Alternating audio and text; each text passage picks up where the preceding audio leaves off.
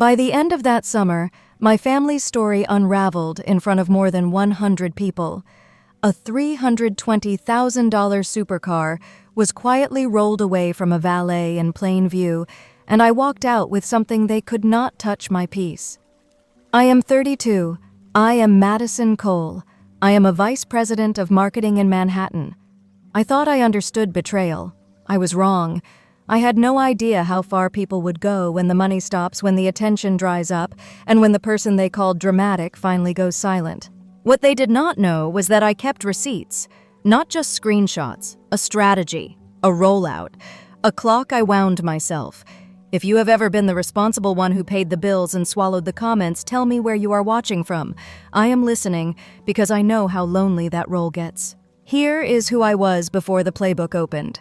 I lived on the Upper West Side, walked to a glass and steel office near Bryant Park, and managed budgets that could fund small towns.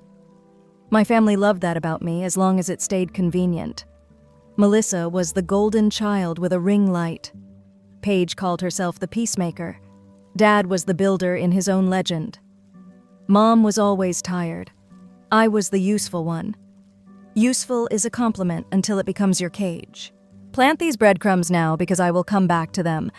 1, an Instagram caption that read Family Day without the drama.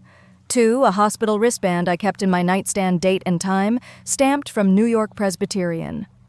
3, a ledger that covered 30 months of transfers and auto-pays, the kind that bleeds slowly so you do not notice until you are dizzy. 4, exactly 74 missed calls that arrived only after silence cost them money. I will get to all of that. This is important. I am not here to perform rage. I am here to tell you how a person like me who solves problems for a living finally turned that skill inward. Short answer: I stopped apologizing for making a plan. Long answer: keep watching. Looking back now, I can name the moment usefulness turned into identity. It did not start with a supercar. It started with a phone bill for 1 week, then a copay Mom could not cover, then a ring light for Melissa because the brand would notice if her lighting improved. I told myself it was temporary. I told myself I was lucky. Luck is a great mask for pressure. By month 6, I was running 3 utilities that did not light my apartment: internet, electric, and gas at addresses that were not mine. I added 2 credit cards as an authorized user because points would help the family. Points helped the family spend more. I picked up a renter's insurance policy for Paige because landlords can be unfair. That was the story. Looking back now, I see what I missed. Useful people are always given a reason that sounds like love. By month 12, I was covering my parents' car insurance and a vehicle that Melissa insisted she needed for events. Not a practical car, a McLaren 720S on a lease because it photographed beautifully. We called it a business tool. We never called it what it was: a costume, a mask, a bill that arrived like clockwork. The math is simple and brutal. $15,000 to $18,000 flowed out of me every month for 30 months. That added up to more than $500,000. About 40 to 50% of my take-home depending on the quarter. I make good money. I also let it leak through cracks I pretended were kindness. There was always a feeling that if I stopped, everything would collapse. Dad was the builder in his own legend. He loved to say this family builds. I did the building. He did the speeches. Mom said she was tired, and tired is hard to argue with. Paige called herself the peacemaker and asked for deposits with heart emojis. Melissa called everything an investment and posted carousels about resilience when she forgot to tag the brands that paid her. I paid for college myself. I interned, hustled, stacked freelance contracts, learned to read budgets like maps and people like weather. But with them, I was a child with a wallet. When you grow up making it work, you start believing you are the only one who can. That belief is a trap disguised as competence. Evidence breadcrumb 1, planted early on purpose-recurring transfers to Melissa, labeled content investments always on Fridays after she posted a Skyline reel. Evidence breadcrumb 2, a rent deposit to Paige's landlord that kept getting called a temporary bridge for her boutique that was about to pop. Evidence breadcrumb 3, a homeowner's insurance rider. I did not know I was paying until I dug into my own statements. The mailing address on the policy was theirs, not mine. And here is the breadcrumb most people miss until it is too late. Ava, my niece, Sweet, funny, camera ready. I started seeing her face in sponsored posts, little hands holding candles or matching outfits. I love her. I also saw a child being turned into content without a trust attached to her name. I asked once quietly whether any money was being set aside for Ava. Melissa said, "Do not be dramatic. It is just family." Looking back now, that sentence explains the next 30 months. There were weeks when I forgot I had said yes to something because the yes lived inside an app. Venmo here, Zelle there, autopay everywhere. When you stand under a leaky roof, you get wet slowly. You notice only when the floor is slippery. Some of you will ask, why did you not just say no? I did, twice. I said no to co-signing another lease for Paige. She told me I was complicated and went quiet for 3 months. The quiet felt like peace until the next crisis arrived with screenshots and urgency. I said no to expanding the McLaren budget. Melissa said an event demanded it. She tagged me in a story with a glitter filter and the caption, "Family support." The glitter did not pay the lease. Here is the part I am not proud of. I started hiding my own generosity from my friends because saying it out loud made it sound unhinged. When you cannot explain a pattern, you excuse it. I told Callie I was fine. I told my therapist I was busy and skipped 2 sessions to make a transfer happen before a fee hit. I told myself I was preventing catastrophe. I was training catastrophe to come back. The ledger is a character in this story. 30 months. A spreadsheet with columns that could make a person cry if spreadsheets could do that. Dates, descriptions, categories, amounts. The red ones were mine. The gray ones were theirs. The yellow ones were the places where the two became indistinguishable. That is how exploitation works in families. It does not announce itself. It blends. Looking back now, I see the golden child versus scapegoat dynamic baked into our language. Melissa could miss a payment and be brave for admitting it. I could hit a milestone and be asked if I thanked my team. Paige could post about peace and meanwhile text me at 2 a.m. with a heart and a pleading face asking for a bridge. Mom could make deviled eggs and a guilt face at the same time. Dad could say "we need you" like need was a sacred word that canceled consent. There were bright spots. Gramps, who noticed without intruding. He would slip me grocery money when I was 19 and insist it was a commission for being his favorite project manager. He let me sit at his kitchen table and balance his checkbook when I was 22, so I would feel what stability tastes like. He is the person who taught me that loyalty is only as strong as the people you give it to. I forgot that until the hospital. Then I remembered it all at once. If you are listening and seeing yourself here is a sentence to try on. Useful is not a personality. Useful is a function. You can retire a function. I kept telling myself that when Melissa's brand finally hit, she would pay me back. She said that in texts. Little promises. I will Zelle you Friday. Friday came and went the way Fridays do. Paige promised that when her boutique broke even, I would be the first person she made whole. She sent me mock-ups of tote bags to keep me connected to the dream. Dad said the equity in the house was a cushion for everyone, which turned out to mean a cushion for everyone but me. The last months before everything cracked had a rhythm. Thursday transfer for content investing, first of the month rent deposit, 15th insurance, random Tuesdays gas or electric. My own credit card payment got scheduled around theirs because late fees are louder than exhaustion.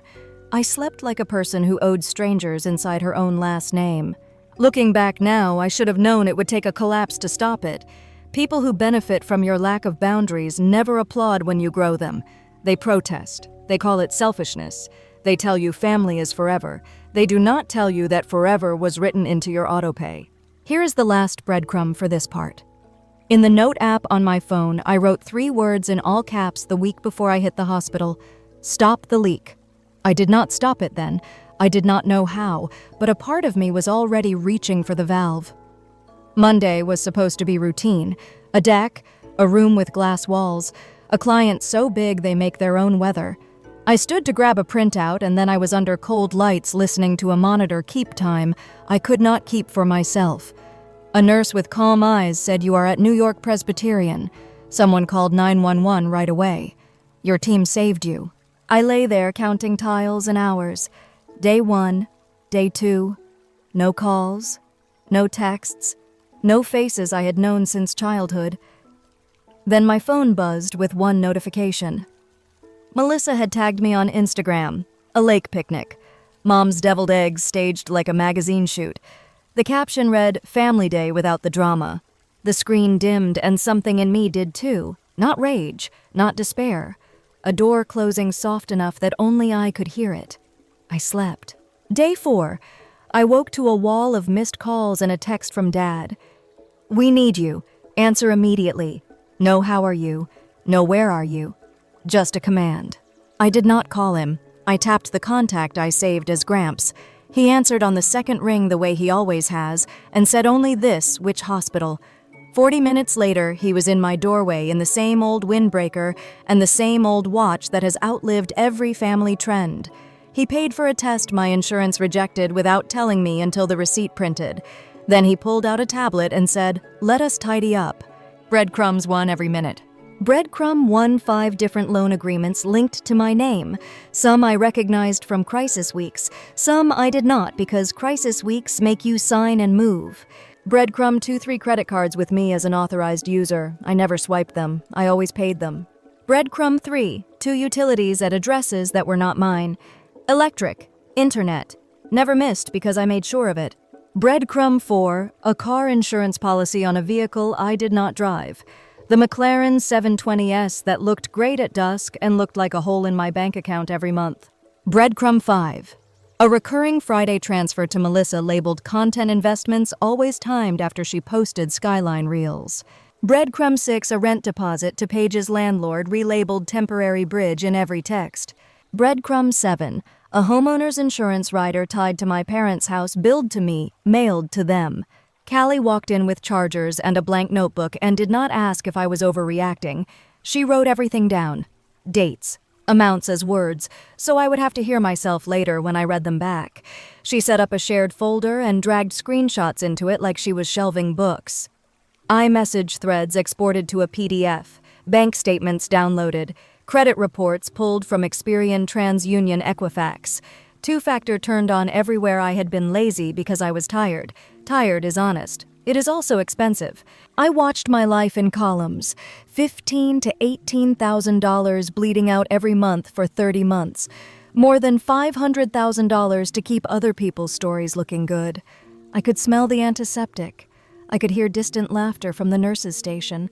I could taste salt. I was not crying. A staff member knocked, hesitated, and stepped in. "There is a woman downstairs saying she is your medical proxy. She wants to speak to your doctor. Her name is Paige." I almost laughed. I had authorized no one except Gramps. Right then Gramps stepped into the hallway, called his attorney, and on that call I retained her and gave admissions her contact. The hospital updated my chart to list counsel as my attorney of record and to note that only my grandfather was authorized for updates. Security escorted Paige out before she reached my floor. Breadcrumb 8, and it was a big one. Not concern, but control. Not care, but access. What they did not know was that we were already building a map. Callie labeled folders by person. Gramps labeled a column consent and another column none. I started labeling feelings with facts. We synced a timeline so a stranger could follow it. Day 1, collapse. Day 2, silence. Day 3, Instagram caption family day without the drama.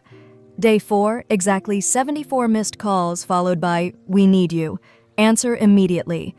In the same hour, we discovered the auto pays the add-on cards, the rider, the Friday transfers. The pattern was not new. I was just finally seeing it without the filter. I told Callie I was embarrassed. She said, "Embarrassment is a lock they put on your mouth. We are changing locks." Dad texted again, "You are about to destroy everything we built." I set the phone face down. Useful is not my job anymore. Late that night, the nurse returned with a folder the admissions team had updated after our calls. She said, "We have documented that only your grandfather is authorized. If anyone else calls or shows up, we will refer them to your attorney." Attorney. Of record. 2 words that changed my breath. I slept for the first time since the deck. In the morning, I opened a new note and typed 3 words in all caps. Enough. Prepare. Document. The manila envelope you are expecting does not arrive in this part. That belongs to the next chapter. I will get to that. This is important. Part 3 ends where certainty begins. Suspicion is over. Proof is on paper. And once you have proof, you do not plead, you plan. Surface betrayal is the part everyone can see. It is the Instagram tag that read Family Day without the drama posted while I lay under cold hospital lights. It is the exactly 74 missed calls that arrived only after I stopped paying. It is the text that said, "We need you answer immediately," typed like a command to a worker, not a daughter. Those are the bright, loud pieces. The deeper conspiracy is quieter. It came in a manila envelope Gramps set on my blanket in the late afternoon when the hallway smelled like lemon disinfectant and someone's sneakers squeaked in and out of rooms. Inside were printed emails between my parents and a small law firm based in Westchester. They were inquiring about emergency adult guardianship under Article 81 in New York Supreme Court. The language was familiar in the worst way. They framed me as mentally unwell after a cardiac event, unstable, erratic, with finance, in need of a temporary conservator to protect family interests. Their aim was simple and chilling. If they could get a judge to grant a temporary order before I could respond, they could freeze any reversals I had started, restore their access, reopen credit, and pull the narrative out of my hands. I read the thread twice, then again.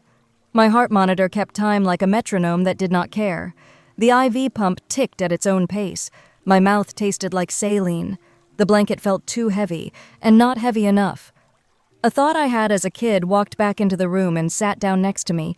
The sky is still blue even when you cannot see it. Pattern recognition is the part that hurts because it makes sense. Mom had been saying the word fair to Gramps a lot in the last year, a soft nudge wrapped as philosophy.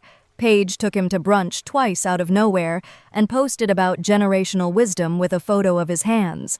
Melissa brought him a Christmas gift for the first time in a decade and filmed the bow being tied. At the same time, the equity in my parents' house had been chewed through to erase Melissa's credit card debt and to float Paige's boutique inventory. I had warned them once that if they did not run a tighter ship, I was out. They did not believe me. When I stepped back, the bank stepped in. Melissa filmed the empty house and wrote they took everything and then implied I let it happen. Dad texted, "You are destroying everything we built." There it was again, a story where I was the villain in their empire. I laid the envelope next to my ledger and watched the lines connect. Friday transfers to Melissa that landed right after City Skyline reels. Rent deposits to Paige that always wore a temporary label. Utilities at addresses that were not mine, never late, because I was never late. A homeowner's insurance rider billed to me, mailed to them. Add-on cards that I never swiped but always paid. The hospital wristband with dates that overlaid perfectly with their lake picnic and the caption that called me drama. Proof did not just exist. Proof aligned. I could feel my old training kick in, the part of me that builds campaigns and never loses the room. No yelling, no storming, just a plan step by step. What they did not know was that once I understand the system, I do not argue with it. I operate it. The sensory overload came and went like a wave. Beeps, antiseptic shoe, squeak the hum of the HVAC, the cool edge of the wristband against my skin, the faint sting where the IV taped to my arm pulled a little when I shifted. I stared at the ceiling tile and counted the tiny holes the way I used to count the seconds before a meeting started. A nurse adjusted the drip and asked if I needed anything. "Yes," I said. "A pen." I wrote 3 lines on a fresh page in Callie's notebook. Surface, deeper, pattern. Under those, I wrote 3 words in all caps. Enough, prepare, document. Then I drew arrows to the things that needed to move. Healthcare authorizations revoked. Credit frozen at all 3 bureaus. Income moved to a trust account. Devices secured with 2-factor. Alerts turned on. Attorney retained. Hospital notified in writing. Lender notified of public location if a lease was in arrears. Pauses where outrage used to live filled with tasks I could actually complete from a bed. Gramps watched me write and nodded like he had been waiting for this exact page for years. He did not say "I told you so." He said, "You are seeing it clearly now. That is enough for today." I looked at my phone. A new message from Jen sat unread. She had seen the caption and wanted context. I saved it for later. Allies belong in the next part, not this one. This chapter ends with recognition, not retaliation. Here is the connective tissue so you can feel the stakes the way I felt them. Surface betrayal proved they did not care for me when there was nothing to take. The deeper conspiracy proved they were willing to take everything once I stopped giving. The pattern proved it had never been an accident. It had been a system that needed my consent and my silence to run. I had withdrawn one of those already. Silence. Consent would be next. I put the manila envelope back together and slid it under the ledger like putting a lid on a boiling pot. Then I exhaled slow and steady and said the sentence that changes stories. I am done being useful. I am going to be lawful. Calm is not lack of feeling. Calm is choosing the lever that actually moves the wall. I asked for the notebook. I rewrote the plan in plain words I could execute from a hospital bed. Revoke, freeze, move, secure, notify, document, serve. That was the order. First, healthcare. My attorney arrived that evening with edges in her voice and a folder of forms. We executed a revocation of any prior HIPAA authorization, naming my parents or my sisters, and we served the hospital with a written notice that only my grandfather was authorized to receive medical updates or make any requests. We added a narrow cease and desist that addressed impersonation and interference with care. The nurse read the memo, initialed the chart, and posted a discreet flag on my record. If anyone else called, they would be referred to counsel. No more surprise proxies. Second, identity and credit. We placed fraud alerts with all 3 bureaus, Experian, TransUnion, Equifax. We froze my credit everywhere. We pulled full reports and highlighted any account that did not carry my explicit consent. For those, we prepared disputes and, where appropriate, a federal identity theft report through the FTC, along with a police report number to anchor the paperwork. I watched the nurse check my IV while my attorney dictated account numbers for me to confirm.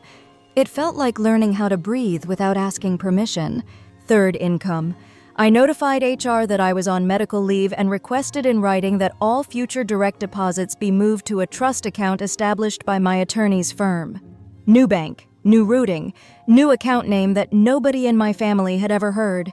HR replied the same day with a letter that confirmed I remained employed and on leave. That letter would matter later when the story tried to rewrite me. Fourth, devices and data. Callie set up 2-factor authentication everywhere and rotated passwords to unique strings. We turned on alerts for new logins and attempted password resets. She exported iMessage threads to a PDF with timestamps, captured screenshots of captions, compiled Venmo and Zelle receipts, and backed up my bank statements to a folder labeled by month. The ledger was not just numbers now, it was a timeline. Fifth, the court pathway. We did not file anything without a case. Instead, my attorney prepared a complete Article 81 response packet, physician statements of competence, my HR letter, my sworn declaration, a chronology of interference ready to file the same day if a petition appeared.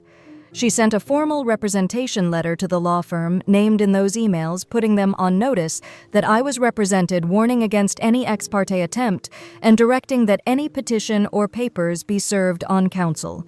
We asked the hospital to route all legal inquiries to counsel and set up docket monitoring so we would be alerted if anything was filed.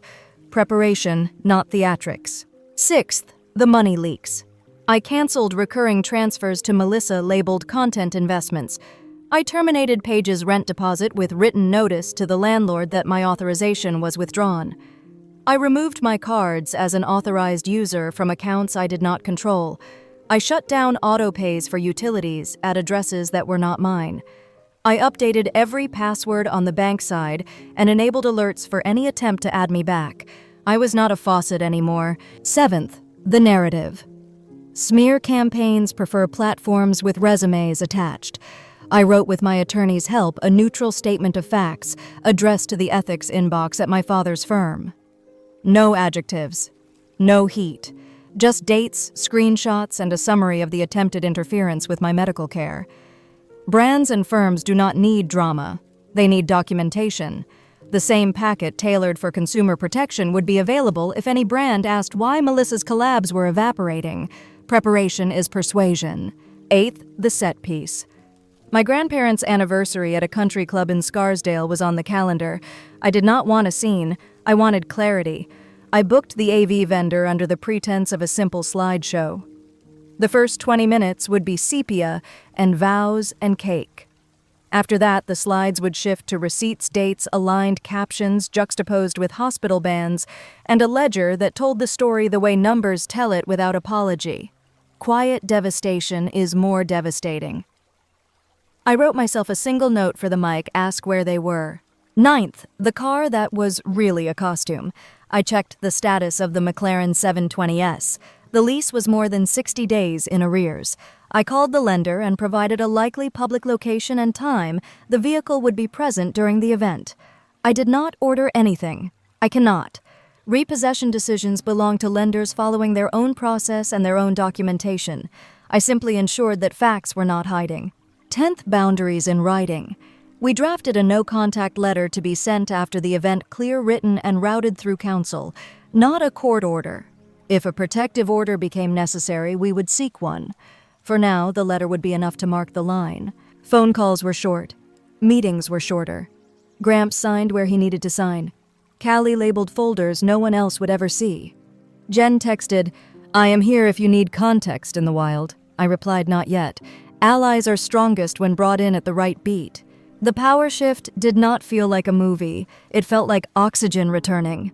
It sounded like the click of two-factor codes arriving and the absence of urgent tones from people who used to own my weekends.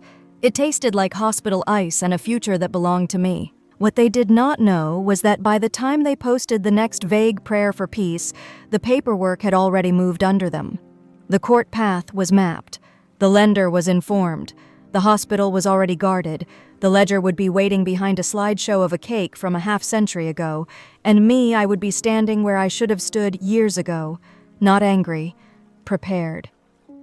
The anniversary night did not start with fireworks. It started with sepia. For 20 minutes, the ballroom glowed with soft vows and cake and the kind of tenderness that makes you forgive too much.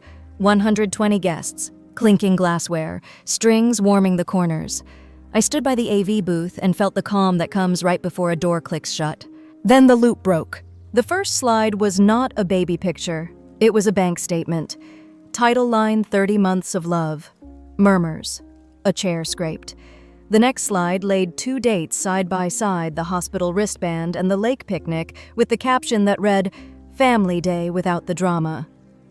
Another slide stacked the Friday transfers to Melissa against her Skyline reels. Another showed the recurring rent deposits to Paige labeled temporary bridge in texts sent at 2 in the morning. The homeowner's insurance rider billed to me. The add-on cards? The utilities at addresses that were not mine. The ledger did not raise its voice. Numbers do not have to. I walked to the mic. My voice was steady. Quiet devastation is more devastating. This is not about punishment, I said. This is about pattern. This is about consent. It is about a question that should not be complicated. Where were you? Dad moved toward me like he owned the room. "You are destroying everything we built." He said, each word a nail in a door I was not walking through again. "I am stopping what I never agreed to build," I said. That was it. The power shifted without a shout. Outside at the valet, the lender's agent arrived with documentation. The McLaren 720S was more than 60 days in arrears. The agent spoke to the valet, confirmed identity, and the car rolled onto a flatbed in plain view. I did not order it. I could not. That decision belonged to the lender and their process. I simply made sure facts were not hiding. Someone filmed the slides from the back of the room. Someone else filmed the flatbed turning onto the street.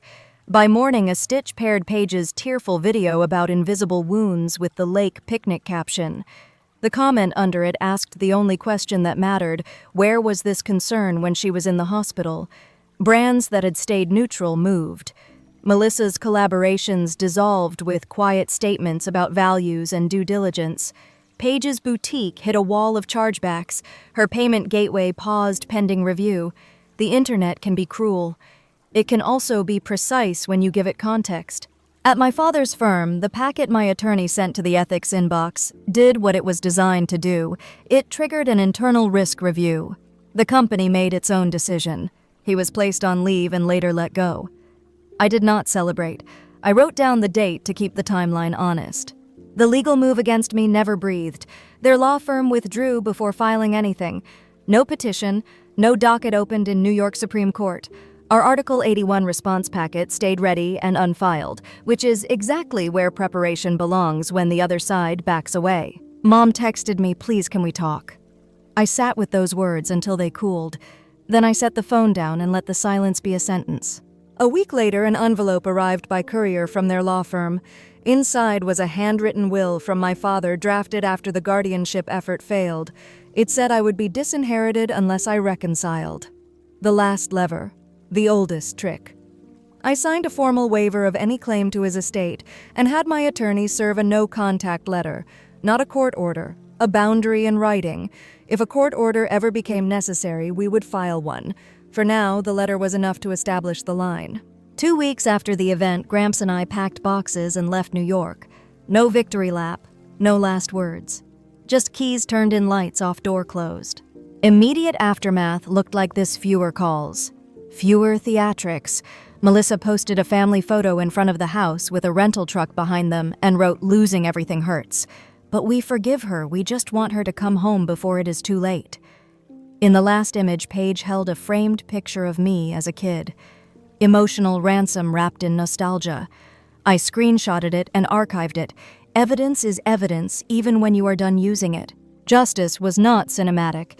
It was procedural. Contracts are not feelings. Documentation is not drama. Consequences do not require applause. Boston Seaport was a softer noise, salt in the air, water that kept its promises. We found a place with morning light and a kitchen that made tea taste like a plan. I rebuilt small and on purpose. Sundays with Callie became a ritual. Harbor walks with Gramps turned into a practice. I set up my calendar like a boundary: mornings for work, afternoons for breath, evenings for people who did not need me to be useful to deserve me. Over the next year, I took a promotion to executive vice president. Not 2 weeks later, not as a trophy for surviving. As a step I had earned long before my collapse when I could finally stand inside without apologizing for how I got there. I cut my hours to human. I started mentoring women in marketing and finance who were carrying families that did not know how to say thank you. We talk about money like oxygen and boundaries like doors. We practice both. Ava stayed in my heart the way innocents do. No contact means no direct outreach, so I did something that would not pull her into our adults' mess. Through my attorney, I funded a small education account in her name to unlock when she turns 18. No posts, no hints, just a future that does not need a ring light. People from the old life still ping the edges. Cousins, neighbors, they ask for the short version. I do not give it. I give myself lunch instead. I do not owe anyone a digestible villain when I spent years being a silent hero. Here is the lesson I keep where I can see it. Boundaries are not punishment. Boundaries are love pointed back at yourself. Silence is not weakness. Sometimes silence is discipline. Sometimes silence is strategy. Sometimes silence is the sound a door makes when it clicks closed forever. Have you ever had to choose between being loved for your usefulness and being respected for your humanity? Tell me in the comments where you are watching from and what you chose. If stories like this help you build your own boundaries, subscribe for more. I tell these not to relive them, but to give you language for your own life. I did not win because I yelled. I won because I finally believed myself, because I treated my life like a campaign worth running well, because when the day came to choose, I chose to be nobody's emergency fund and everybody's reminder that peace without reconciliation is still peace.